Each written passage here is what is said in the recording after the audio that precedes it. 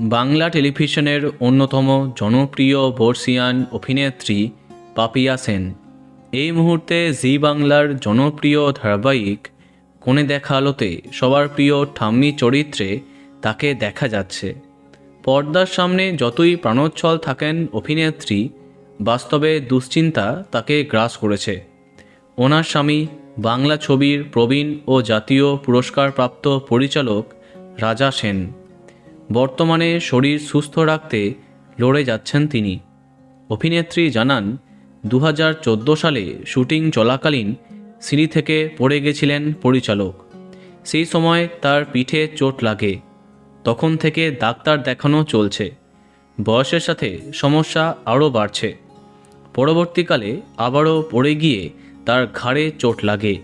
MRI করে জানা গিয়েছে এবার বিষয়টা খুবই সিরিয়াস। অপারেশন করাতেই হবে।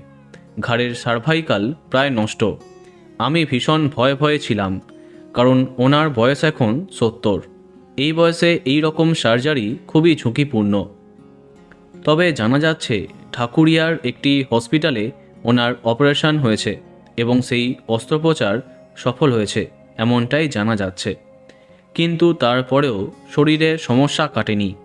বেশ কয়েক সপ্তাহ সম্পূর্ণ বিশ্রাম, তার সঙ্গে চলবে ফিজিওথেরাপি। পর্দায় অভিনয় করবার পাশাপাশি স্বামীর এমন সময়ে তার পাশে সবসময় থাকছেন অভিনেত্রী পাপিয়া সেন। আমরা আশা করব খুব শীঘ্রই উনি যেন সুস্থ হয়ে ওঠেন। তো বন্ধুরা, এখন তোমার কি মন্তব্য কমেন্টে জানাতে পারো। আর এই রকমই আরও অনেক ভিডিও পেতে সাবস্ক্রাইব কারেন্ট বস। ধন্যবাদ।